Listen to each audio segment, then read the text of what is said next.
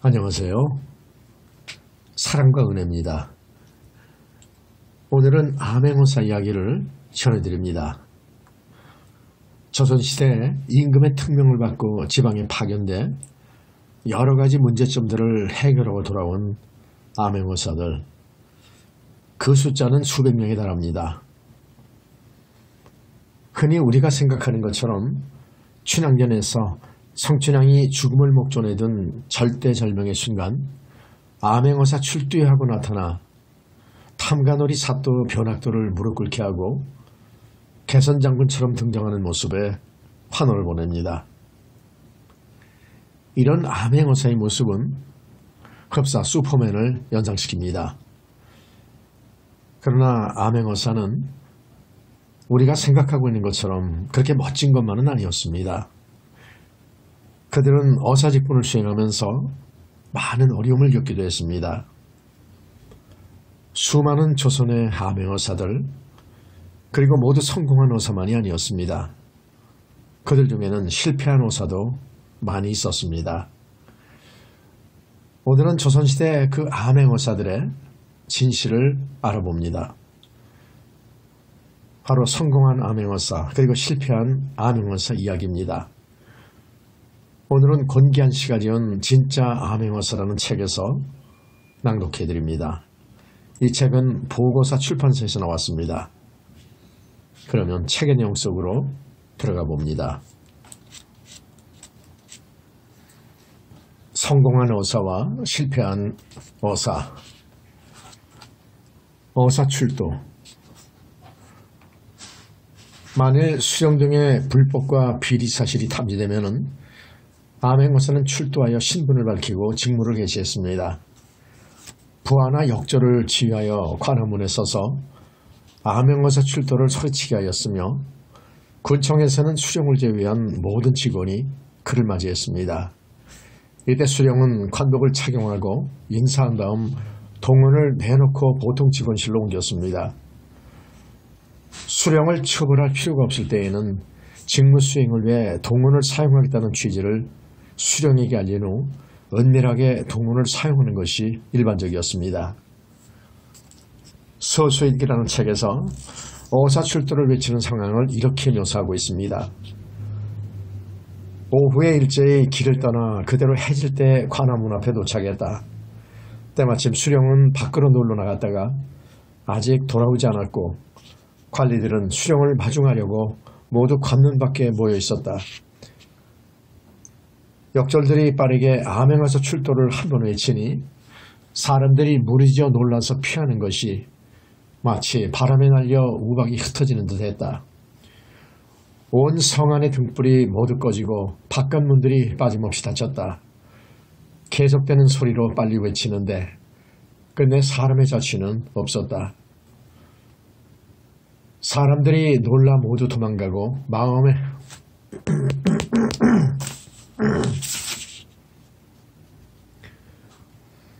마을의 등불까지도 다 꺼지는 걸 보면 어사 출도의 파급력은 굉장했다는 것을 알 수 있습니다. 그러나 암행어사의 출도가 이렇게 시끄럽고 거창한 것만은 아니었습니다. 오히려 신분을 밝히고 협조를 요청하는 차분한 분위기 속에서 이루어진 경우도 많았습니다. 이는 1783년 조선 정조 7년 11월 왕이 암행어사에게 내린 업무 지시에서도 짐작할 수 있습니다. 만일 길에서 떠도는 백성들을 만나게 되면 바로 그 자리에서 출두하여 나라에서 그들을 구제하겠다는 뜻을 밝혀라. 즉 만나는 요랑민들에게 어사의 신분을 밝히고 공개적으로 임무를 수행하라는 것이었습니다. 어사가 출두하면 문서를 검토하여 행정이 잘 처리되고 있는지를 살펴보고 미흡하거나 태만한 부분이 있을 경우에 관리들을 문책합니다. 장부를 점검하여 부정한 방법으로 부당하게 거둔 세금이 있는지 살펴 과도한 세금은 백성들에게 다시 돌려주기도 합니다. 그리고 억울한 옥살이를 심리하여 죄인의 죄를 다시 묻고 적발된 탐관오리를 옥에 가두는 것과 같이 지방 행정 업무가 적정하게 처리되고 있는지를 확인하였습니다. 확인 과정에서 불법 사실이 발견되면 불법을 입증하는 문서에 수령의 답안을 받아 물증을 확보한 후 봉고라고 쓴 백지에 마패를 날인하여 창고문을 봉쇄하고 이를 관찰사에게 통보하며 왕에게 보고하고 파직하는 절차를 거쳤습니다. 즉 불법 사실에 대해서는 현착, 봉고, 서계, 파직의 4단계를 거쳐서 처리했습니다. 1779년 조선 정조 3년 6월 왕은 경상도 암행어사 황승원을 출도 절차를 제대로 지키지 않았다는 이유로 파직 처분했습니다. 어사가 답인 문서를 손에 넣지 못했다고 하고 단지 아전의 얘기만 듣고 지레 먼저 봉고하였으니 이는 법령에 저촉되는 것이고 훗날이 폐단이 될 것이다. 암행어사에게 부여된 권한을 제대로 행사하지 못하는 경우에는 문제가 되었습니다. 1795년 조선 정조 19년 4월 호남 암행어사 이갑이 나주에서 굶주린 백성을 구제하지 못해 죽은 자가 많이 발생한 사실을 알고도 출도하지 않은 채 그냥 돌아왔습니다. 왕은 화를 내면서 즉시 돌아가 다시 조사하도록 지시했습니다. 내가 오사를 보낸 것은 특별히 명령이 있던 것이다. 그런데도 암행대상읍에 모두 출도하지 않았다고 한다. 바로 출도해서 사실조사를 하자는 이유가 무엇인가? 오늘 안으로 다시 내려가 출도한 뒤 조사 결과를 상세히 보고하라. 그런데 이갑은 다시 조사한 후에 64명이 죽는 등 불법 사실이 중대하므로 나주 목사 조시순을 봉고해야 한다고 보고했습니다. 그러자 왕은 왜 보고하고 봉고하려 하느냐? 이렇게 험하게 질책하고 그를 파직했습니다. 수령의 잘못을 미처 적발하지 못하면 오히려 암행어사가 처벌받기도 했습니다. 1652년 조선 효종 3년 9월 충청도 암행어사로 최충원을 임명하면서 왕은 탐욕을 부리면서 백성을 학대하는 수령이 있으면 사실대로 보고하라고 지시했습니다. 그러나 최충원은 한 사람의 잘못도 지적하지 못했습니다. 결국 왕은 화가 단단히 났습니다. 지금 충청도 암행어사 최충원의 서계를 보니 조사한 것이 무엇할 뿐만 아니라 직접 단속하라고 보낸 뜻이 어디에 있는지 모르겠다. 8골 수령 중에서 한 사람도 잘못한 사람이 없다면 어찌된 일인가? 내가 직접 지시했는데 이처럼 형편없다면 다른 사람들이야 말해 못하겠는가? 최충원을 파직한 후 조사하여 사사로운 정을 따르고 공적인 도의를 무시하여 임금의 명을 가볍게 여기는 풍조를 바로 잡아라. 암행어사가 수령에게 직무를 집행하지 못하게 했을 때에는 이방이 관찰사에게 보고하여 지휘를 받았는데 관찰사는 인근 지역의 수령에게 금직을 명하게 하고 이조에 보고했습니다. 이조에서 암행어사의 처리가 정당하다고 인정되면 수령은 파직 처분을 받습니다. 암행어사가 출도하면 백성들은 암행어사를 직접 찾아가 억울한 문제를 해결해달라고 하소연했습니다. 어사가 출도한 이웃마을까지 찾아와서 억울함을 호소한 사람은 하루에 수백에서 많게는 1000명이 넘었다고 합니다. 소수일기에는 암행어사를 찾아가는 백성들의 이야기가 나옵니다. 강 나루토에서 배를 기다리는데 어떤 사람이 말을 타고 왔다. 그에게 급하게 어디로 가는지를 물어보았다. 암행어사가 출도했다 해서 억울함을 호소하기 위해 빨리 달려가는 길입니다. 내가 어제 아침에 암행어사가 출도를 끝내고 자취를 감추었다고 말했더니 그는 멍하니 한참 있다가 다시 말했다. 암행어사가 도대체 어디로 갔단 말입니까? 비록 자취를 감추었다고는 하나 분명 이 근처에 있을 것이니 뒤를 따라가야겠습니다. 또한 암행어사 출도를 외친 다음에는 다른 지역 관리들로부터 접대와 향 요청이 이어졌습니다. 지방 수령들에게 앞으로 총망받는 중앙의 젊은 관리와 인연을 맺고 싶은 것은 어쩌면 당연한 유혹일 수 있겠습니다. 그러다 보니 암행어사로서의 행동에 부적절한 일탈이 발생하게 되었습니다. 1833년 조선 순조 33년 10월 사관원이 암행어사의 지나친 출도를 문제 삼았습니다. 경기도 암행어사 이시호는 경기도 37개 고을 가운데 무려 20여 곳이나 출도했습니다. 접대를 받고 형벌을 받고 타면서 끼친 피해단을 이루 헤아릴 수 없으며 몰래 다녀야 하는 도의를 크게 어겼습니다. 그리고 성묘를 한다면서 성대한 위세를 부리고 관아에서 제사 물품을 마련하였으며 벌초할 때에는 병사를 징벌했으며 창고를 열어서 사사로이 빌려주기도 했습니다. 그런데도 왕은 처벌을 거부하면서 오히려 문제를 제기한 사관원을 질책했습니다. 남을 너무 심하게 논박하는 것은 본래 아름다운 일이 아니다. 그대의 말이 또 이것에 가깝지 않겠는가?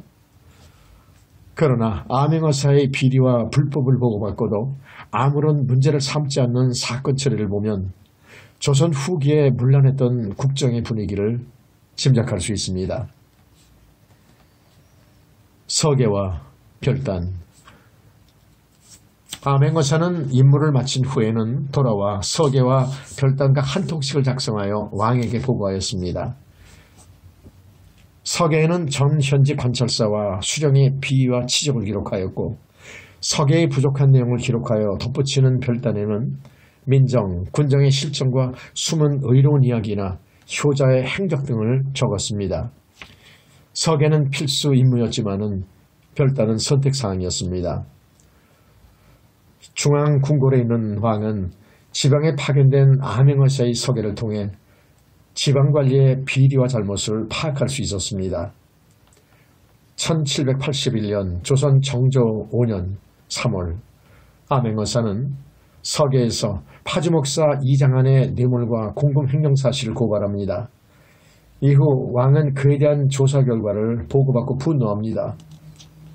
법이 지극히 엄중한데도 뇌물이 공공연하게 행해져 중대 범죄를 지연시켰으니 이 한 가지 일만으로도 용서할 수 없는 죄이다. 그런데도 가볍게 죄를 석방하였으니 이는 특별한 혜택이라고 할 수 있다. 그걸로도 끝나지 않고 그가 아무리 무리한 사람일지라도 어떻게 관과 물품과 곡식까지 도적질할 수가 있단 말인가.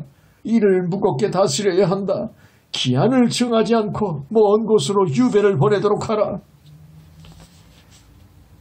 서계에는 지역관리의 비리와 무능에 대한 보고가 주로 많았지만은 잘하고 있다는 내용도 있었습니다. 왕은 서계 내용을 바탕으로 지역관리를 칭찬하고 격려하기도 했습니다. 1792년 조선 정조 16년 11월 왕은 양산군수 성종인을 특별히 칭찬합니다. 근래 암행어사 보고를 통해 그대의 지적을 들었다. 그 자리에 특별히 임명한 뜻을 저버리지 않은 것은 지극히 가상하다. 오래 있으면서 성과를 올리기 위해서 우선은 포상하지 않으니 그대 더더욱 힘써 방법을 다해 백성들을 돌보도록 하라. 서계에는 간혹 사실로 믿기 어려운 이야기가 실려 있기도 했습니다. 다음은 제주도에서 있었던 일이라고 합니다. 1794년 조선 정조 18년 3월 제주도 의사 심낙수가 효자를 포상하도록 건의합니다. 제주 사람 박계고는 효성이 뛰어났습니다. 제주에서 서울로 가는 바다 가운데서 배가 부서지고 표류하게 되자 배의 널빤지에다 부모와 영원히 이별한다는 내용의 글을 적어서 바다에 띄워보냈습니다. 그런데 얼마 지난 후 그 널빤지가 부모의 집 앞에 도착했습니다. 그의 아버지가 널빤지를 가지고 관청에 가서 사실을 알림으로써 배를 보내서 그의 시신을 싣고 돌아왔습니다.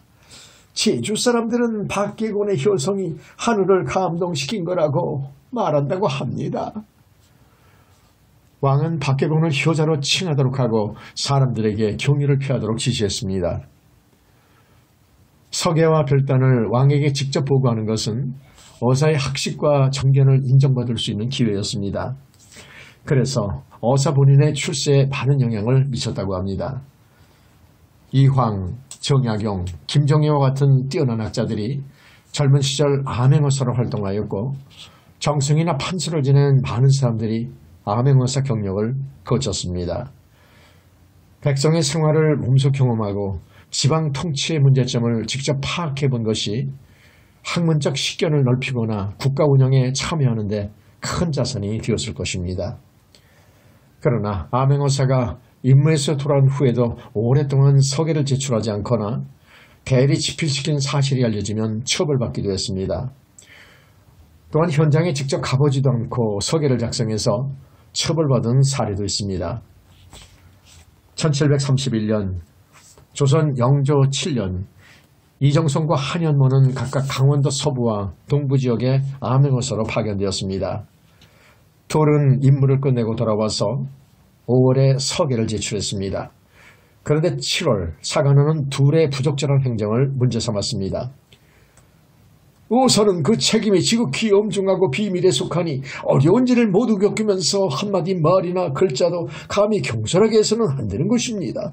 그런데 이정성은 다른 사람을 보내 몰래 탐문했으며 한현모는 그 지역에 가지 않고 수소문한 것을 서계로 만들었습니다.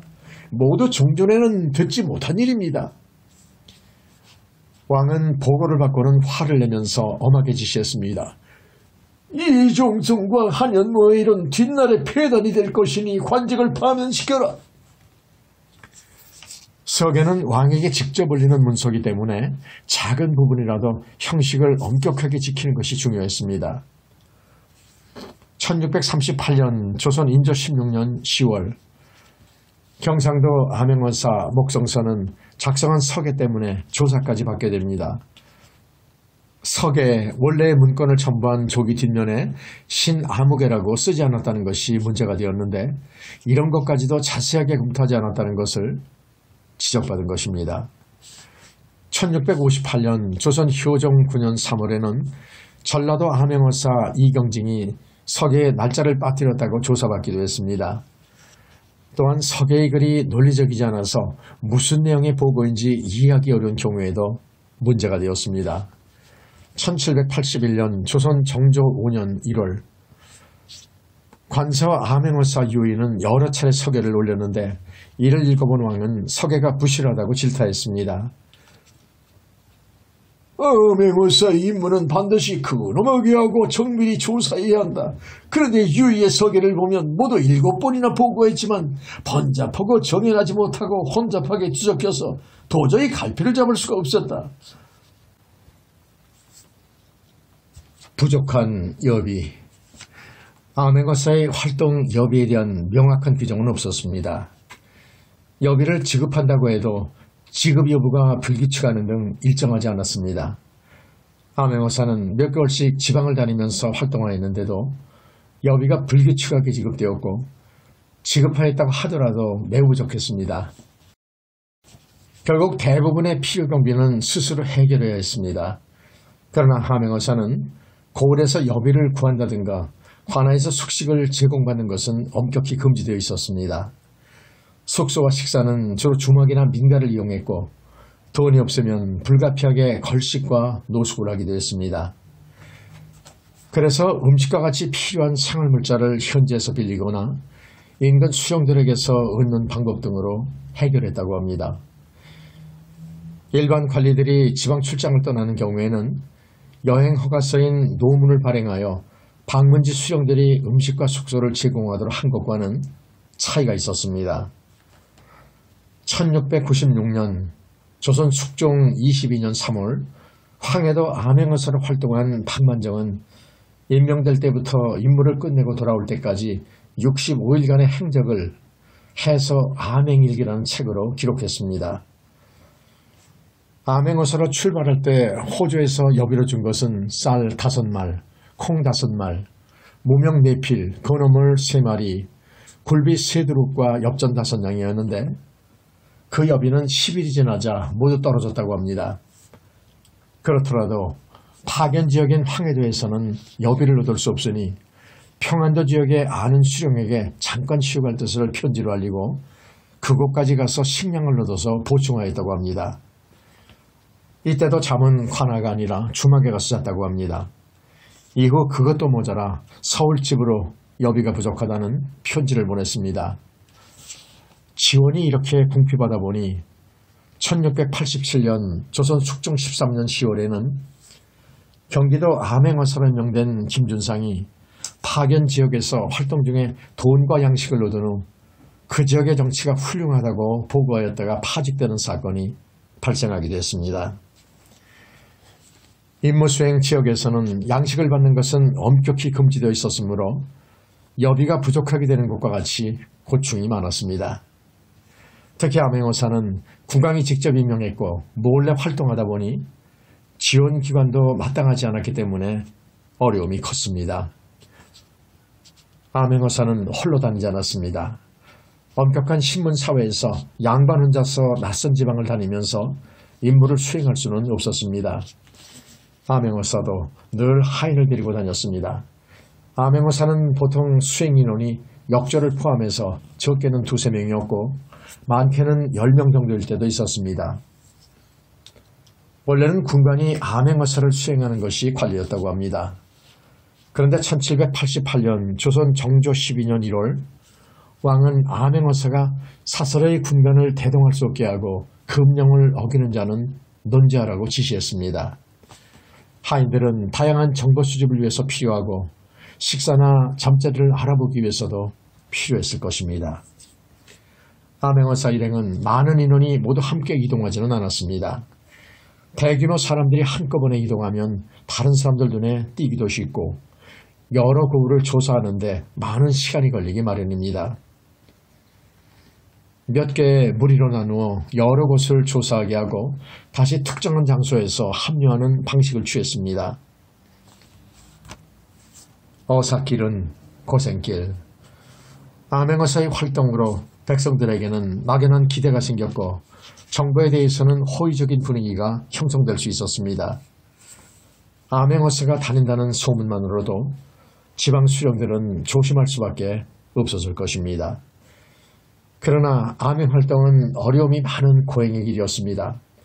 우선 어사들은 지금까지 공부만 한 문신 관료들이어서 변장이나 암행에 서툴렀습니다. 서수일기에서는 암행어사가 변장한 모습을 이렇게 설명하기도 합니다. 어사로 관아에 들어가자 사람들이 서로 수군거리며 하는 말이 어사의 용모가 지난번에 구걸하러 관아에 들어왔던 길손과 비슷하다. 게다가 작은 동네의 낯선 선비 일행은 금세 눈에 띄기 마련입니다. 특히 손님을 많이 상대하는 상인들은 손쉽게 암행어사를 알아챘다고 합니다. 그리고 당시 사람들이 다닐 수 있는 길은 한정돼 있었기 때문에 주변 마을에서는 암행어사가 오는 길과 시간을 충분히 예측할 수 있었습니다. 그러다 보니 어떤 고을에서는 암행어사가 지나가는 길과 주막을 지키고 있거나 아예 성문을 열어주지 않는 일도 발생했습니다. 1534년 조선 중종 29년 5월 경상도 어사 오세훈은 성문을 열어주지 않은 사건을 보고합니다. 옥포에 도달하자 본인이 오는 것을 확인하고 성문을 닫아버렸습니다. 여러 방법으로 타일러도 문을 열어주지 않다가 시간이 한참 지나서야 문을 열었습니다. 그때야 안으로 들어갈 수가 있었습니다. 보고를 받은 왕은 문을 닫고 열어주지 않은 것은 불법을 숨기려고 한 것이므로 수령을 먼저 파직하고 조사하도록 지시했습니다. 1536년 조선 중종 31년 5월 충청도 어사 김익수가 비인현에 도착했는데 성문을 닫고 들여보내지 않았습니다. 어사임을 밝혔는데도 끝내 열어주지 않아 인근 공주로 향했는데 길이 멀어서 밤이 늦어서야 도착했습니다. 가면까지는 10여리 거리가 남았을 때 횃불을 가져오라고 했으나 따르는 자가 없어서 어둠 속에서 그냥 갔다고 합니다. 관아에 이르러 어사출도를 날렸으나 와서 문안한 자가 없었으며 목사와 판관도 나타나지 않았습니다. 어사는 말을 타고 다니느라 피곤하고 밥도 먹지 못했고 그대로 밤을 보냈는데 아침에 굶을 수밖에 없었다고 합니다. 심지어는 어사가 확보한 불법 문서를 몰래 훔쳐가는 사례까지 있었습니다. 1539년 조선 중종 34년 10월 강원도 어사 송기수는 강릉에서 불법 문서 3건을 압수하여 책상 위에 열어보지 않은 채 그대로 놓고 다른 건을 조사한 후에 돌아왔더니 압수한 문서가 모두 사라지는 사건이 발생했습니다. 문서 도난 사실을 보고하자 왕은 사헌부에 명령을 내립니다. 그 문서 속에는 반드시 불법 행위를 한 것이 있었기 때문에 그렇게 숨겼을 것이다. 그 행위가 매우 치밀하다. 그리고 호사는 납수를 했으면 마땅히 즉시 보아야 할 것인데 잃어버렸으니 힘이 허술했다. 어서도 같이 조사해라. 결국 강릉부사가 하인을 시켜 문서를 훔쳐갔다는 사실이 밝혀졌고 이에 따라 그를 파직시켰습니다. 임무 수행 중에 납득하기 어려운 사유로 암행어사가 죽는 사건도 있었습니다. 1563년 조선 명종 39년 4월 전라도 암행어사 홍양하는 태인현에 이르러 관리가 관노를 사사로이 사용한 것이 수천 석에 달한다는 말을 듣고 출도하려고 하던 즈음에 점심밥을 먹고 갑자기 죽었습니다. 암행어사가 갑자기 죽는 사고가 발생하자 사람들은 그가 독살된 것으로 의심했다고 합니다. 사관원에서도 의심스럽다며 의문을 제기했습니다. 의사 홍양하는 아전들이 많게는 수천석을 빼돌렸다는 얘기를 듣고 여러 방면으로 조사하여 장차 출도하려고 하던 즈음에 점심밥을 먹고 갑자기 죽었습니다. 사람들이 많이 의심하고 전해지는 말이 많습니다. 의사가 데리고 간 서리를 잡아가도 조사하도록 하시기 바랍니다. 이었고 왕의 지시로 형조에서 주변 인물들을 조사했는데 의사는 단지 국밥 몇 숟갈을 먹었을 뿐이고 남은 밥은 일행들이 먹었습니다라고 진술했습니다. 결국 왕은 모두 풀어주라고 명령을 했고 여러모로 의심되는 사건이었지만은 끝내 의혹을 밝히지는 못했습니다. 또한 1822년 조선 순조 22년 6월 청복 암행어사 임전상이 강계부에 이르러 갑자기 설사화구토를 하다가 죽었으나 원인을 밝히지 못하는 사건이 발생했습니다. 암행어사는 일단 임무에 나서면 쉽게 돌아올 수 없습니다. 만약 국왕이 죽거나 심지어 부모상을 당하더라도 업무 수행이 끝나야만 집으로 돌아갈 수 있었습니다. 그리고 그런 일은 실제로 있었습니다. 1659년 조선 효종 10년 4월 전국에 암행어사가 파견됐습니다. 그런데 얼마 후인 5월에 효종이 갑자기 죽고 현종이 즉위했습니다. 그러자 국상 중이라는 이유로 일부 관리들이 암행어사들에게 연락해 긴급히 돌아오기를 독촉했습니다. 그러나 대사원은 왕에게 어사들에게 일을 마친 후에 돌아올 것을 명하도록 건의합니다. 명령을 붙들고 나갔던 자가 국상을 당할 경우 반드시 맡은 임무를 마치고 나서 돌아오는 것이 바람직합니다.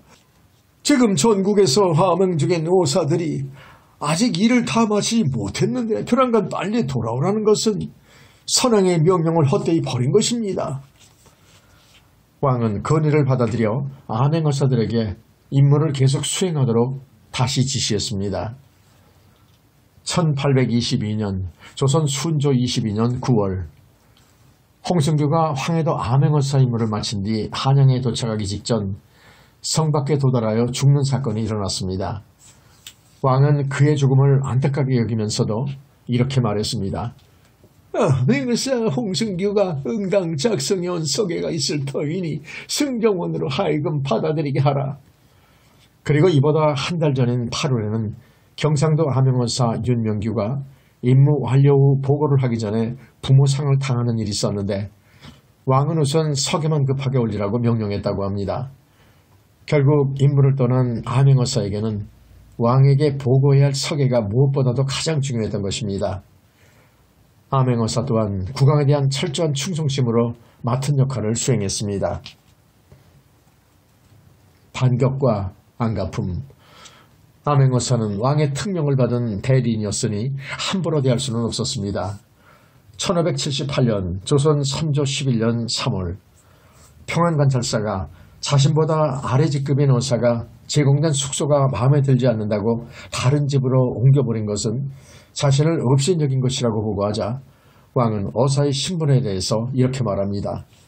어서는 비록 관직은 낮으나 친히 임금의 명령을 받들고 갔으니 후대해야 한다. 혹시 과중한 일이 있더라도 좋게 용납하면서 국가의 일을 앞세우고 개인 감정은 뒤로 해야 하는 것이다. 그렇지만 그들은 정삼품야의 관료에 불과했습니다. 그러다 보니 중앙세력과 결탁한 지방관리들과 지방 토착 세력의 반격도 만만치 않았습니다. 아맹어사에 대해서 직접 앙심을 품고 보복하는 경우도 있었고, 아맹어사가 떠난 후 백성들이 안가품을 당하는 일도 있었습니다. 1638년 조선 인조 16년 9월 전라도 아맹어사 이계는 나주목사 구봉서의 불법을 적발하여 처벌을 건의했습니다. 문제는 이후 이계는 선천불사로 구봉서는 직속상관인 평안감사로 임명되었다는 점입니다. 원수 사이에 다시 불편한 관계가 되었습니다. 때마침 이계가 명나라 선박에 쌀을 지원한 사실이 있어 1642년 조선 인조 20년 10월 청나라에 붙잡혀갔다고 돌아왔습니다. 이때 구봉서는 이계가 청나라 용골대 진영에서 국익에 반하는 발언을 하였다, 이렇게 보고했으며 조정에서는 이계를 역적으로 간주하여 아버지 이진영과 아들 이규근까지 3명을 처형했습니다. 이후 1675년 조선 숙종 1년 11월 이계의 손자 이선이 이들의 죽음은 구봉서의 모함에 의한 것으로 억울하다는 상소를 올렸습니다. 다시 조사한 결과 역적으로 인정한 것은 잘못되었다는 판단을 내리고 이진영의 벼슬을 돌려주었습니다. 그러나 구봉서에 대해서는 아무런 처벌이 없었습니다. 아맹어사에 협조했다는 이유로 보복이 당하는 일도 많았습니다. 1516년 조선 중종 11년 9월 평안도 어사로 파견을 갔던 홍원필이 돌아와서 보고를 합니다. 선천군수 우행어는 고을 백성들이 어사에게 억울함을 호소하는 것을 둔하게 여겨 사람들을 잡아다 가두었습니다. 제가 고을에 도착하자 다른 백성들이 모두 도피하여 만날 수 없었습니다. 왕은 지시합니다. 어사들이 폐를 물을 때 도피한 것은 수령들이 어사에게 말한 사람들을 나중에 괴롭히기 때문에 백성이 모두 보복이 두려워서 말하지 못한 것이다. 선천군수를 잡아서 조사하라. 1787년 조선 정조 11년 4월 경상우도 아맹어사 이서구가 상주목사 심기태의 불법행위를 적발하여 보고하니 심기태를 파직시키고 곤장을 때려 먼 지방으로 유배를 보냈습니다. 이후 심기태의 친척인 경상감사 이조원이 앙심을 품고 어사에게 진술한 관리와 기생을 형장에 1년 넘게 가둔 사실이 있다고 합니다. 심지어 과거 아맹어사 시절의 행적을 직접 보복하는 경우까지도 있었습니다. 1831년 조선 순조 31년 4월 성수묵은 전라도 무안 현감으로 부임하는 길에 잠시 들린 영광지역의 주막에서 공격을 당할 뻔합니다. 2년 전 그가 전라도 아맹어사로 왔을 때 곤장에 맞아 죽은 고을관리의 아들이 원수를 갚는다는 이유로 여러 명을 데리고 주막까지 찾아온 것인데 다행히도 봉변을 겨우 피했다고 합니다. 그러나 여러 어려움에도 불구하고 당시의 지방실정을 알아내고 탐관 우리를 처벌하는 방법으로서는 아맹어사 제도만한 것을 찾기 힘든 것이 사실입니다. 도망간 수령, 사랑에 빠진 어사. 아맹어사가 출두하자 바로 도망가버린 고을 수령이 있습니다. 그 수령은 어디로 사라졌는지 끝내 돌아오지 않았습니다. 1525년 조선 중종 20년 1월 황해도 어사 조정경은 강령현에서의 당황스러운 일을 보고합니다. 강령현에 도착했더니 성문을 열어주는 시간임에도 문을 닫고 열어주지 않았습니다. 문을 열라고 소리쳐도 답하지 않아 부득이하게 성문을 부수고 들어갔습니다. 이후 조사 결과 불법 문서와 같은 수령의 잘못을 찾아냈습니다. 경비병들은 아맹어사가 올 것이라는 정보를 미리 입수하고 있었던 것입니다. 그런데 흥미로운 건 성문을 잠근 이 사건이 여기서 끝난 게 아닙니다. 어사가 성문을 부수고 들이닥치자 수령이던 신북년이 도망가 버린 것입니다. 이 보고를 받고 머리끝까지 화가 난 왕은 명령합니다. 이것은 국법을 두려워하지 않은 것이다. 의금부와 관찰사에게 여러 방법을 동원해 반드시 잡게 하라. 그런데도 그를 잡지 못했는지 왕은 검거할 방법까지 구체적으로 지시합니다. 서울에도 그의 친척이 있을 것이니 의무가 관리를 많이 거느리고 가서 그에게 잡게 하고 주변에 살던 가까운 이웃도 거두어서 나타나기를 독촉하게 하라. 이렇게 많은 노력을 했는데도 어디로 도망을 쳤는지 끝내 붙잡는 데 실패했습니다. 그가 사라진 지 5년이 지난 1530년 조선 중종 25년 4월에 왕은 신북년을 또 언급합니다. 신북년은 중한 죄가 아니었는데도 지금까지 나타나지 않고 또 체포한 사람도 없다. 심지어 암행어사가 책임을 져버리고 사랑에 빠진 여인과 함께 도피한 일도 있었습니다. 1774년 영조 50년 12월 사관원에서 도망간 어사에 대해 보고합니다. 제주도사 홍상성이 길에서 눈이 맞은 기생을 데리고 함께 제주 가는 배를 탔습니다. 어선한 신분이 남달라서 그 행동을 스스로 조심하여 더욱 엄격하고 삼가야 할 것인데 이런 일을 일찍이 보지 못했습니다. 왕은 어사 신분을 박탈하고 귀양을 보내라는 명령을 내렸습니다. 그런데 한 달이 훌쩍 지나도록 귀양 가지 않고 여전히 제주에 머물러 있다는 보고가 왔습니다. 다음해 2월 사관원에서 다시 보고합니다. 소식을 들어보니 홍상성이 아직도 편안히 기생을 데리고 스스로 보통 사람과 같이 행동하고 있다고 합니다. 방자하고 거리낌 없음이 이보다 더할 수 없습니다. 화가 난 왕은 신속하게 그를 잡아오라고 다시 명령했습니다. 결국 홍상성은 붙잡혀와서 유배를 가게 되었습니다. 그런데 그는 무슨 사유에서인지 불과 2달 만에 석방돼 복직되었다고 합니다. 가짜 암행어사. 당시에는 어사를 확인할 수 있는 정보가 제한적이다 보니 가짜 암행어사가 출연한 적도 꽤 있었습니다. 가짜 원사가 진짜로 행세하여 지방관료를 우롱한 것입니다. 어떤 때에는 진짜 어사가 가짜 어사로 오해받는 경우까지 있었습니다. 먼저 가짜가 진짜 암행어사로 행세한 사례입니다. 1712년 조선 숙종 38년 7월 암행어사라고 속인 이천재를 붙잡았습니다. 이천재는 용천부사 이징서에게 나는 과거에 합격한 이현영이다. 암행어사로 특별히 활동하도록 임명되었다. 이렇게 말했습니다. 이정서는 그 말을 믿고 어사로 대접하고 관청 마을까지 빌려주었습니다. 그러나 이천재는 다른 지역에 가서 어사 행세를 하고 관인까지 빼앗는 소란을 피웠습니다. 결국 이천재는 의금부까지 끌려와서 조사를 받게 되었는데 그때마저도 거짓말을 했습니다. 오히려 이징서가 자신을 꼬드겼다고 주장한 것입니다. 이징서가 저에게 어사라고 사칭해서 고을들을 순찰해서 돈과 곡식을 얻어내고 나중에 군사를 일으켜서 나는 병조 판소가 되고 자네는 훈련대장이 된다면 어찌 좋지 않겠는가? 라고 유혹했습니다. 그러나 결국 모든 거짓이 밝혀져서 이천재는 극형에 처해지고 이징서도 유배에 보내졌습니다. 이름처럼 거짓말하는 능력도 뛰어났던 것 같습니다. 비슷한 일은 또 있었습니다. 1585년 조선 선조 18년 4월 전라도 암행어사 황혁이 나주에서 김국부가 우두머리인 도적무리를 붙잡아서 조사보고를 보고합니다. 김국부 무리를 잡아두었는데 이들은 암행어사 이름을 사칭하면서 관할을 협박하고 속여 갇힌 동료들을 탈출시키려는 계획을 세우고 있었습니다. 도적무리들이 동료를 구출하기 위해 가짜 암행어사로 위장하려고 했던 것입니다. 가난한 백성들이 어사를 사칭한 경우는 꽤 있었습니다.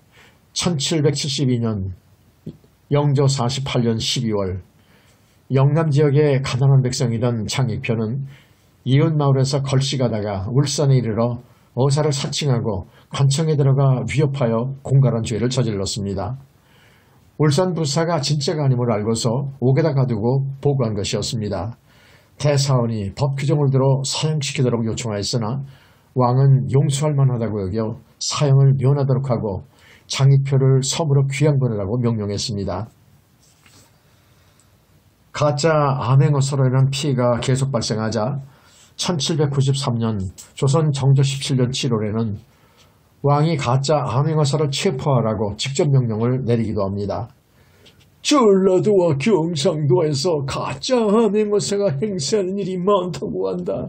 그것이 하찮은 일인 것 같으나 조정이 존엄을 잃는 이유가 된다.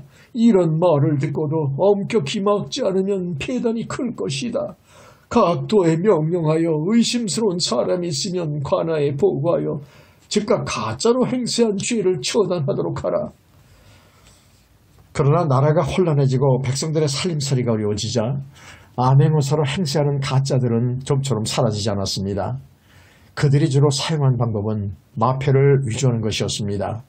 1866년 고종 3년 7월과 이듬해 4월에도 어사를 사칭하고 마패를 위조한 자를 붙잡아 사람들에게 경각심을 주기 위해 극형에 처했다고 하는 기록이 나옵니다. 설령 가짜 암행어사가 나타나더라도 진짜인지를 확인하기 어렵다 보니 낯선 선비만 나타나도 화들짝 놀라는 일이 있기도 했습니다.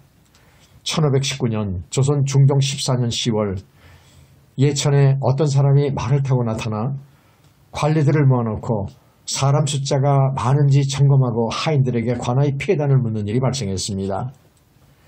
그러자 온 고을에서는 어사가 나타났다고 생각을 하고 당황하고 갈팡질팡했습니다. 그런데 나중에 그 사람에게 물으니 의정부에서 약재를 구하러 온 서리에 불과했다고 합니다. 심지어 암행어사끼리 서로를 가짜라고 오인하는 일도 있었습니다. 1793년 조선 정조 17년 5월 호서지역 어사 이조원이 가짜로 오인받은 사건을 보고합니다. 신청이 이르렀을 때 어떤 사람이 제 행색을 엿보고 빠른 걸음으로 뒤를 밟는다는 것을 알았습니다. 마음이 몹시 놀라고 의심스러워 온양에서 출두한 후에도 그들의 동정을 살폈습니다. 그런데 조금 뒤에 건장한 장교와 사나운 졸개 10명의 온양을 찾아왔습니다. 그들에게 찾아온 이유를 물으니 제 행색을 보고 가짜 의사이니 속히 잡아오도록 지시를 받았다고 합니다. 그래서 가짜 의사가 아니라고 부인했으나 계속 저를 감시하면서 체포하려고 했습니다. 바로 그 자리에서 어사 신분을 밝히고 그들을 체포했습니다. 그런데 황당한 상황은 계속됩니다. 그런데 다음날 아산 지역의 아전과 장교들이 온양에 들이닥쳐서 아산에 출두한 어사가 온양에 출두한 가짜 어사를 붙잡아오라고 했다고 말했습니다. 결국 아산에 출두한 어사를 직접 만나서 따져볼 필요가 있어 암행어사 이용을 갖추고 아산으로 급히 갔습니다. 마침 저쪽의 어사도 이쪽으로 오던 중이었습니다. 서로 얼굴을 보니 함께 암행어사로 임명된 사람이었습니다. 제가 명령이 너무 경솔했다고 그를 나무랐더니 혼자 이것을 모두 담당한 것으로 알아서 출두한 사람이 가짜일 것이라고 잘못 의심했다고 변명했습니다. 힘없는 암행어사. 왕의 대리이긴 했지만은 암행어사는 막강한 권력 앞에는 한낱 미약한 개인에 불과했습니다. 특히 조선 후기 세도 가문이 국가 권력을 지배하게 되자 그런 일은 더욱 노골적으로 발생했습니다. 다음은 힘없는 암행어사의 어려움을 잘 보여주는 사건입니다. 1808년 조선 순조 8년 9월 평안도 암행어사 선흥부는 전현직 수령 8명의 잘못을 논하면서 특히 세도 가문 출신의 권력자였던 평안도 감사 조두경의 악행을 강하게 비판합니다. 조두경은 2년 동안 평안도 감사를 쓰면서 온갖 악행을 모두 모아서 제어를 부정한 방법으로 얻고 온종일 행하는 바가 백성을 가혹하게 다루어 사람을 해치자는 것이 없습니다. 법에서 매들은 30대를 넘지 못하도록 하고 있는데도 조금이나마 본인 신기에 거슬리면 반드시 5, 60대에 이르렀습니다. 주리는 도적들에게만 틀게 되어 있는데도 매번 화가 날 때마다 번번이 평범한 백성들에게까지 주리를 가했으니 죄 없이 하늘에 훌부짖어 호소하는 소리를 차마 들을 수가 없었습니다. 또한 다양한 방법으로 재물을 가지고 돈놀이를 하고 높은 이자는 모두 본인이 가져가니 백성들 가운데 침을 뱉어 욕하지 않는 사람이 없었습니다. 그리고 각 고을에 조금이라도 재산이 있는 자는 체포해서 오게 가두고 돈을 주면 풀어주었는데 미처 1년이 안 되어 거둬들인 돈이 3만 냥에 이르렀다고 합니다. 이렇게 날마다 죄 없는 사람을 매질하고 주리를 트니 사람들은 포정문 밖에 시신을 짊어진 사람이 줄을 섰네라고 노래를 부르고 다녔다고 합니다. 이처럼 조두경의 비리가 구체적으로 언급되자 비변사에서는 평안도 감사 조두경을 조사해 처벌할 것을 요구했습니다. 그런데 옥에 갇혀 조사를 받던 조두경은 본인의 어머니에게 억울함을 호소해달라고 부탁합니다. 그리고 호소를 들은 왕은 선흥부를 불러 사실 여부를 다시 물어보라고 지시합니다. 이번에 선흥부는 조두경에게 핍박하던 사람들의 이름을 일일이 언급하면서 자세한 증거를 제시했습니다. 또한 조두경이 얼음놀이를 하다가 물에 빠졌는데도 죽지 않고 건져내자 백성들이 대동강의 귀신도 더러움을 받아들이지 않는다라고 얘기했다는 일화까지 언급했습니다. 그리고 조두경의 어머니가 억울함을 호소한 것도 조두경이 자신의 어머니를 협박했기 때문이라고 말했습니다. 그러나 여기서 사건은 이상한 방향으로 흘러가기 시작합니다. 왕이 선흥보의 말실수를 문제로 삼은 것입니다. 어서가 말한 것 중 그 어미를 위협하였다라고 한 것은 크게 놀랍고도 가증스러운 말이다. 설사 아들이 정말 죄가 있다고 하더라도 어미가 변명하고자 하는 것은 도리이자 당연한 것이다. 어떻게 감히 실체가 없는 일을 억측하여 차마 할 수 없는 말을 하는 것인가. 조두경이 죄가 있고 없는 것은 우선 내버려 두고 선흥보는 빨리 파직하라. 선흥보의 말실수를 심각한 윤리적인 문제로 끌고 가서 도리어 곤란한 처지에 빠지게 된 것입니다. 이후 그해 12월 조두경은 범죄 혐의가 일부 인정돼 유배를 가게 되었습니다. 그러나 불과 1년여 만에 형조판사로 화려하게 복귀하였고 얼마 후 사업부수장인 대사원까지 지내게 됩니다. 다행히 선흥보도 1년여 후에 다시 복직되었습니다. 그러나 세도 가문과 맞서 싸우다가 파직까지 당하는 어려움을 겪은 선흥보의 사례는 조직적인 지원이 없는 상황에서 암행어사 개인의 고난과 역경을 보여줍니다. 한계와 쇠퇴, 암행어사 제도는 약 350년간 운영했습니다. 이 제도가 이렇게 오랫동안 지속될 수 있었던 이유는 신분을 노출하지 않은 채 숙소와 식사까지도 스스로 해결하여 가장 적은 경비와 인력으로 임무를 수행했을 뿐만 아니라 지방 수령들이 항상 긴장하고 조심할 수 있도록 하는 효과가 있었기 때문입니다. 조선 후기 실학자 이익은 성호사설에서 암행어사 제도의 효용성에 대해 이렇게 이야기합니다. 비록 관찰사와 도사의 순찰에 있기는 하나 큰 길에서 큰 소리로 외쳐 마음을 번거롭게 할 뿐이다. 관리의 행포와 백성의 억울함을 살필 길이 없으며 수령이 세금을 마구 걷어들인 것이 있다 하더라도 신분 낮은 백성들이 감히 이를 제대로 고발할 리가 있겠는가. 중앙에서 거듭 타이르고 경계한 것은 형식으로 돌아갈 뿐 백성을 해치는 묵은 피해다는 제대로 제거되지 않는다. 그러나 암행어사가 돌아다닌다는 소문을 들으면 큰 곡을 작은 곡을 할 것 없이 모두 두려워서 벌벌 떨고 부패한 무리들도 모두 숨기에 여념이 없다. 비록 탐욕스럽고 교활한 관리라고 하더라도 별 수 없다. 한 시대를 진작시키는 것은 암행어사만한 것이 없다. 정약강도 그의 책 목민심서에서 관찰사의 잘못된 조사 형태에 대해서 강력히 비판했습니다. 검성어 지방 수령을 조사할 때에는 죽음을 두려워하지 않고 헌신할 수 있는 사람을 써서 남몰래 촌락을 다니게 해야 백성들의 숨은 고통을 알 수가 있고 수령의 잘못도 알 수가 있다. 그런데 요즘 관아의 관리들은 신복으로 염탐할 때 모두 이들을 보내는데 이들이 본래 각 고을의 간교한 아전들과 서로 내통하고 결통하여 안팎으로 얽혀있는 줄을 모른다. 매번 감사가 올 때면 이들이 앞서 기별을 보내고 각 고을의 일을 담당한 아전도 이에 맞춰 화사하게 꾸민 방에 꽃자리를 깔고 방석과 책상을 산뜻하게 정돈해놓고 살찐 쇠고기와 연한 돼지 등살, 구운 자라고기와 잉어회 등 갖가지 귀한 음식들을 차리고 휴양하게 촛불을 켜놓고 감사가 오기를 기다린다. 그러나 암행어사의 조사 방법이나 활동 지원은 체계화되지 못하였고 개인 능력에 지나치게 의존하여 한계점을 드러낸 것이 사실입니다. 교통과 치안이 모두 나쁜 시대에 조직적인 지원 없이 어사 개인이 모든 것을 책임지도록 한 것입니다. 게다가 비밀 유지 때문에 갑자기 임명하여 출발하게 하였으므로 암행 기법이나 전문 지식을 갖출 수 있는 시간조차 없었습니다. 그러다 보니 때로는 자격이 미달하는 사람이 임명되기도 하고 임무를 제대로 이해하지도 못하여 핵심을 벗어나는 조사를 하는 경우도 발생했습니다.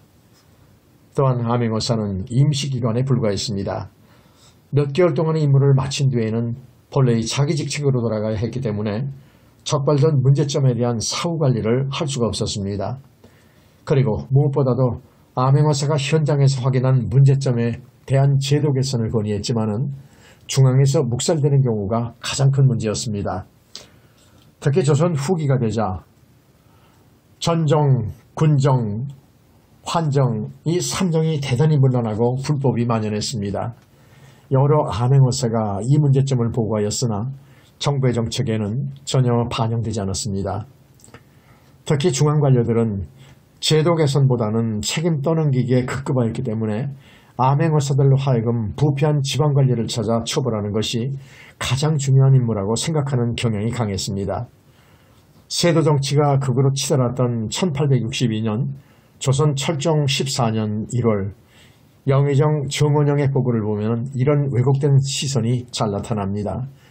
지금 전국의 백성들이 다 같이 어려움에 휘말려 편안하게 거처하지 못하고 있습니다. 이것이 누구의 잘못입니까? 당연히 탐욕스러운 관리를 먼저 뿌리 뽑아야 합니다.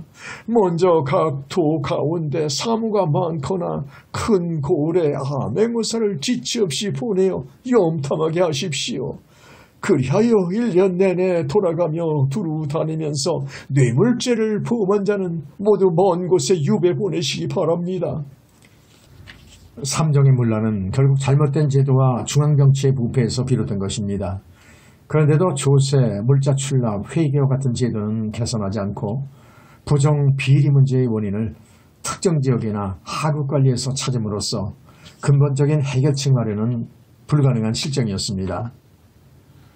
1795년 조선 정조 19년 5월 호남 암행어사 정만석은 삼정의 문제점 26가지를 자세히 기록하여 보고하였는데 비변사에서는 사소하거나 지엽적인 것만 고치고 나머지는 방치하였습니다.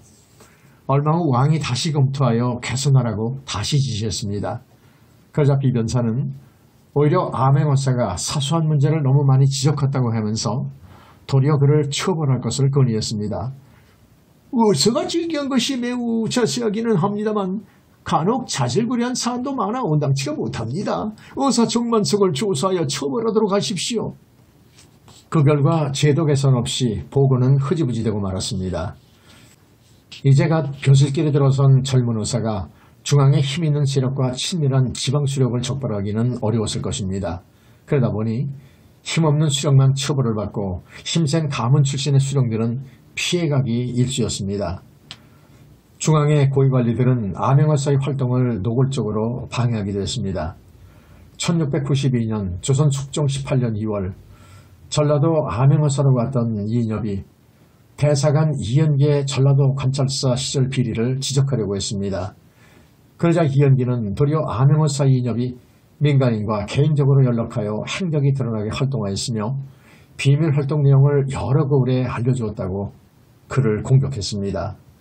이후 3월에도 이인엽이 작성한 서계와 별단에 사실과 다른 내용이 있다고 또다시 문제를 삼았고 결국 왕은 이인엽을 잡아 조사하라고 명령하게 되었습니다. 더욱이 조선 후기로 접어들면서 암행어사가 지방수령의 비리를 적발했다고 해도 같은 당파에 속한 경우에는 사건을 축소하거나 외면하려고 압력을 가했습니다. 설령 암행어사가 명백한 증거를 확보했다고 해도 지방수령이 중앙의 세도 세력과 줄을 대고 있는 경우에는 속수무책이었습니다. 집단 부패의 고리가 강하게 형성되어 있었기 때문에 암행어사는 본인의 안전을 위협받을 수 있어서 쉽게 비리에 접근하기 어려웠던 것입니다. 설령 암행어사가 힘들게 비리를 적발하더라도 구조적으로 부패한 체제 내에서는 해결할 수 없는 문제였습니다. 1822년 조선 순조 22년 12월 불과 4개월 전에 암행어사 박내겸에게 잘못을 지적받아 징계받았던 안주목사 서준보를 다시 임명하면서 왕은 그 이유를 이렇게 변명하게 이릅니다. 지난번 서준보의 징계 처분은 오사의 서계에 거론되었기 때문이지 참으로 죄가 있어서 법을 적용한 것은 아니다. 죄를 깨끗이 씻어주고 임명하라. 성어사설에서도 이러한 깊은 부패의 고리에 대해서는 강하게 비판하고 있습니다. 요즘 각 고을의 수령들은 백성의 재물을 닥치는 대로 모아 개인의 창고에 가득 쌓아두고 있다. 거기서 나온 재물은 조정까지 흘러간다. 간혹 암행어사나 감사에게 잘못이 발각되는 수령이 있는가 하면은 그 수령은 혼자 죄를 뒤집어 쓰는 것으로 끝나고 연루된 당파 사람들은 미꾸라지처럼 빠져나간다. 이와 같은 폐해 속에 임금이 어찌 어진 자를 구할 수 있겠는가? 결국 암행어사 제도가 끝나가던 시절에는 국왕마저도 제도의 실효성에 대해서 의심하기에 이르렀습니다. 1892년 조선 고종 29년 6월 오의정 조병세가 지방 관리들이 공무를 빙자하여 탐욕스러운 행태를 보이고 있는데도 암행어사의 조서가 공정하지 못하다고 비판하자 왕은 그 말에 동의합니다. 탐욕스러운 형태는 나라를 좀먹는 화근이 되어서 늘 바로잡으려 하지만은 그렇게 하지 못하고 있다. 암행어사의 문제는 개탄스러운 일이다. 마지막 암행어사가 파견되기 불과 4년 전의 일입니다.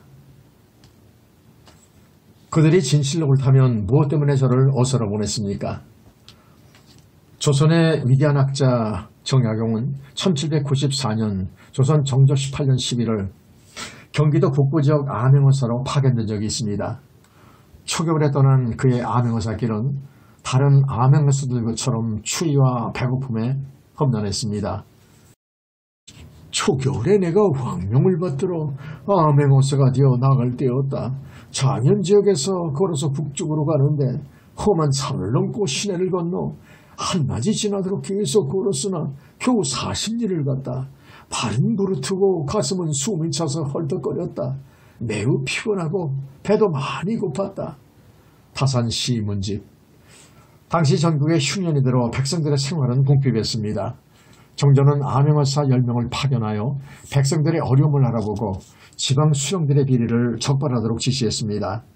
그때까지 정약용은 중앙관리 활동만을 하였기 때문에 처음으로 백성들의 삶을 가까이서 볼 수 있는 기회였습니다. 그 첫 임무지 마을에서 본 백성들의 참혹한 모습을 이렇게 실어지었습니다. 시냇가 찌그러진 집은 사기 그릇과 흡사한데 북풍의 이영은 밀려 석가래만 앙상하구나. 묵은 채에 눈이 덮여 아궁이는 차기만 하고 무너진 벽에서는 별빛이 비춰드네. 집안에 물건이란 쓸쓸하기 짝이 없어 모조리 다 팔아도 7, 8푼이 안 되네. 노수저는 예전에 관리에게 빼앗겼고 무쇠소춘 이번에 이웃 부자에게 빼앗겼네. 아이의 뚫린 저고리에 어깨와 팔꿈치 모두 드러나 있고 태어나서 바지와 양말 한 번 입어본 적 없네. 큰아이 5살에 기병으로 등록되고 작은아이 3살에 군적에 올라있네. 두 아이 세금으로 돈 500전을 물고 나니 빨리 죽기만 바랄 뿐 옷따위가 무슨 소용이랴. 암행어사로서의 활동은 정약용의 애민사상 형성에 큰 계기가 된 것으로 알려져 있습니다. 그가 남긴 여러 글에는 암행어사의 경험에 기반한 것이 많습니다. 특히 토지와 과세제도의 개혁 원리를 담은 책 경세유표에서는 암행어사로서의 경험에서 나오는 구체적인 세금제도 개혁 방안이 나옵니다. 오직 사람이 드문 마을에는 세금이 원래 높으니 백성이 흩어져서 다른 곳으로 가는 것이다. 이는 마치 물과 풀을 따라 옮겨다녀 일정한 거처가 없는 것과 같으니 어찌 토지의 넓고 좁음에 따라서 그 세금을 묶어두겠는가. 땅이 부족한 것이 아니고 사람의 힘이 넉넉하지 못한 것이니 이와 같은 것은 농부의 많고 적음에 따라 세금을 정하는 것이 마땅하다. 내가 일찍이 암행어사로서 경기 북부지방을 다니면서 철원과 연천 지역을 보니 그곳에서도 그러했다. 이로 말미암아 본다면 산이 깊고 땅이 넓은 곳은 모두 농부의 많고 적음에 따라서 그 세율을 정함이 마땅하다. 암행어사 정약용은 당시 정권 시설과 연관된 수령들의 비리를 적발하여 고발했습니다. 전 연천 현감 김양직은 비축한 양곡을 마음대로 나누어주고 논밭을 도둑질했으니 죄를 조사해야 하겠습니다. 전 상령군수 강명길은 화전에 지나치게 세금을 물리고 지방 관리들에게 뇌물을 받았으니 죄를 주어야 합니다. 그러나 이들의 처벌이 지지부진하게 되자 당시 강력히 처벌을 요청합니다. 그들의 진실로 옳다면 무엇 때문에 저를 어사로 보냈습니까? 잘못이 이미 드러나서 어사의 보고서에 올렸는데도 아무 처벌도 받지 않는다면 앞으로 날개를 펴고 꼬리를 치며 다시는 자중하지 않을 것입니다. 법의 적용은 마땅히 임금에 가까운 신하로부터 시작해야 합니다. 이 둘에게 속히 법률에 따라 형벌을 내리게 해야 합니다. 결국 정약용의 뜻대로 처벌이 이루어졌습니다. 또 실세였던 경기도관찰사 서영보의 잘못도 밝혀냈습니다. 서영보의 친척이 꾀를 부려서 향겨터를 서영보에게 묘자리로 바치기 위해서 고을의 선조들을 속이고 협박하여 향교를 옮기게 된 일을 적발한 것입니다. 정약용은 곧바로 서영보의 친척을 체포하여 처벌하였고 이로 인해 서영보와는 불편한 관계가 될 수밖에 없었습니다. 이후 서영보는 대사원 등 고위관직을 지냈고 재상 때는 신유박해 주도하면서 정약용을 탄핵해 멀리 유배를 보냈습니다. 결국 과거의 앙금을 보복한 것이라는 평가를 받습니다. 이때가 18년 동안이나 계속된 긴 유배 생활의 시작이었습니다. 내가 그대를 잘 아니 이전과 같이 잘 알아. 조선시대 문과를 급제한 사람은 15,000여 명이라고 합니다. 그렇다면 이 중 최연소 급제자는 누구일까요? 만 14살이던 1862년 고종 3년에 합격한 명문장가 이건창이라고 합니다. 이건창은 너무 어린 나이에 합격하는 바람에 실제 교술은 4년 후인 18살 때부터 시작했습니다. 강화에서 태어나 자란 이건창은 할아버지 이시원의 영향을 많이 받았습니다. 이조 판서까지 지낸 할아버지 이시원은 1866년 프랑스가 강화도를 침범한 병인양요 때 피난 가기를 거부하고 외국 군대에 함락된 억울함을 참지 못해 자살했습니다. 나라가 어려움에 빠졌을 때 누군가는 책임을 져야지 않겠는가. 내 비록 오갈 데 없는 늙은이지만 한때 나라의 녹을 먹었던 사람으로서 후세 사람들이 부끄럽지 않게 해야 하지 않겠는가. 이시원의 꼿꼿한 성품에 대해서는 조선 말기 지식인 황현희가 쓴 책 매천야록에도 나옵니다. 이시원은 성품이 매우 강직하여 사람들과 화목하게 지내지 못한 일이 많았지만은 관리로서의 재능이 뛰어났다. 그가 춘천 군수로 부임하였을 때는 권력자이던 조명구가 관내에서 장례를 치른 일이 있었다. 많은 사람들이 되들세라 몰려갔으나 이시원은 그것을 가지 않아 얼마 후 파면되었다. 그가 경기도 함양어서로 있을 때 서계를 올려 탄핵한 사람들은 참판 이상이 8명이며 그 이하가 10명이나 되었고 또한 풍채도 늠름하였다. 할아버지처럼 꼿꼿하고 강직한 성품을 가진 이건창은 부정과 비리를 절대 용납하지 않았습니다. 26살의 젊은 나이에 충청도 함양어서로 파견됐을 때 이 일입니다. 당시는 혼란스러웠던 조선 말기였습니다. 오랜 세도 정치의 폐단으로 부정부패가 만연하던 시절입니다. 이건창은 탐관놀이를 적발하고 죄를 추궁하면서 이런 글을 남겼습니다. 피 맺히는 고통을 모르고 돈 먹는 달콤함만 말하더니 너희들도 사람이거늘 살가죽이 어찌 견디랴. 1878년 고종 15년 4월 세도 가문과 가까웠던 충청도 감사 조병식의 비리를 적발했을 때는 개인적인 원한에 의한 것이었다고 오히려 공격을 받기도 했습니다. 결국 이건창은 모함에 따라 유배를 가게 되었습니다. 이때 이건창의 암행어사 활약상에 대해서는 매천야록에 기록되어 있습니다. 가을에 암행어사를 파견하였는데 그중 충청도의 이건창이 가장 명성을 떨쳤다.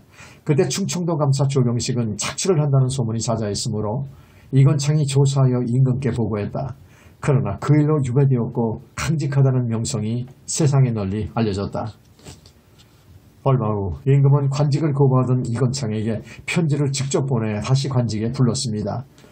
내가 그대를 잘 아니 이전과 같이 잘해라. 이후 29살 때 경기도 암행어서로 파견돼 굶주린 백성들을 구제하고 세금을 감면하는 것과 같은 실적을 올리기도 했습니다. 이때 세금을 감면해주어 백성들로부터 인심을 얻게 되면서 이건창의 선정비가 곳곳에 세워졌다고 합니다. 고종은 지방수령을 새롭게 파견할 때 부정부패를 경계하도록 하면서 이렇게 말했다고 합니다. 만약 그대가 가서 잘못한다는 소리가 들리면 바로 이건창이 가게 될 것이다.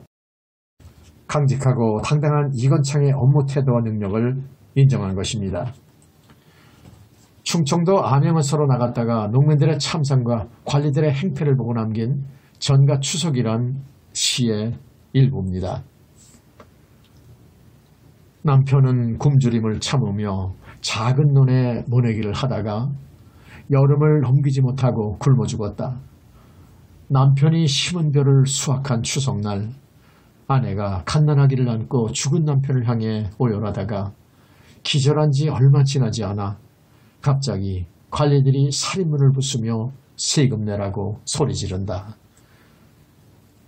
이후 그는 여러 차례 관직 제안을 모두 거부하고 관직을 일찍 떠나 강화도에서 학문에 전념했으며 47세의 비교적 젊은 나이에 세상을 떠났습니다. 뛰어난 문서 감별 역량을 보이다. 조선시대 활약한 암행어사는 아니지만은 훌륭한 감찰 역할을 한 사람으로 고려시대의 김윤이라는 사람을 들 수 있습니다. 김윤은 나쁜 사람을 찾아내고 일의 시시비비를 가려내는데 정확해 사람들이 감히 그를 속이지 못했다고 알려져 있습니다. 그는 고려의 감사기관인 어사대에서 이름을 바꾼 감찰사에서 감찰 시승, 곧 정상품으로 활동한 것으로 기록되어 있는데 특히 문서감별에 뛰어난 역량을 보였다고 합니다. 김윤이 감찰 시승으로 활동하기 전에 변정도감에서 근무할 때입니다. 어느 재상의 집에서 여자 하인의 자손 100명에 대한 소유권을 둘러싼 다툼이 있었습니다. 그는 문서를 살펴보고는 이렇게 결정을 합니다. 이것은 몇 년 전 재상의 아들들과 함께 만든 문서이다. 여자 하인의 아들과 손자의 날을 비교해보니 앞뒤가 서로 맞지 않는 데다가 여자 하인의 이름 한 글자를 약간 치우치게 있으니 분명히 위조한 것이다. 재상의 아들들은 모두 후손이 있으므로 집집마다 문서를 한 벌씩 보관하고 있을 것이다. 그것을 가져와서 검토하면 되지 않겠는가? 그러자 모든 사람들이 명쾌하고 정확한 판단에 놀랐다고 합니다. 감찰 시승 때에는 두 사람이 자기 집에 속한 노비 소유에 대해 다투는 사건을 빈틈없이 처리했다고 합니다. 한 사람이 이렇게 주장했습니다. 이 문제는 벌써 예전에 어사대에 소소한 적이 있었습니다. 그때 허시성을 가진 어사대 책임자가 제대로 살펴서 정리해 준 적이 있었습니다. 그런데 저 사람이 받은 노비는 죽어버려서 후손이 없지만 저희 집은 다행히 살아서 노비 숫자가 늘었습니다. 그런데 불이 나서 그 문서가 없어지자 저 사람은 재난이 닥친 것을 다행으로 여기고 제가 모두 함부로 차지했다고 거짓 주장을 하는 것입니다. 김윤이 가만히 날짜를 따져보고는 말했습니다. 허씨는 분명 예전 의사대에서 근무했던 문경공을 말하는 것이다. 관리를 시켜 당시 문서를 모두 살펴보았더니 그때 나누어 가진 노비 숫자가 정확하게 기록되어 있었습니다. 사건을 깔끔하게 정리하자 사람들은 그의 엄정함을 칭찬하였다고 합니다. 이후에도 어떤 내신이 원한을 품고 궁궐 문 앞에서 하급 관리를 직접 때리는 사건이 발생한 적이 있습니다. 그러자 김윤은 매우 준엄하게 내신에 대해 처벌을 요구했으며 곁에서 본 폭행 사건을 제대로 말하지 않은 증인도 함께 처벌하도록 요구했다고 합니다. 그러나 왕의 총애를 받고 있던 그 내신이 오히려 김윤을 공격하였고 결국 좌천되는 수모를 겪기도 했습니다.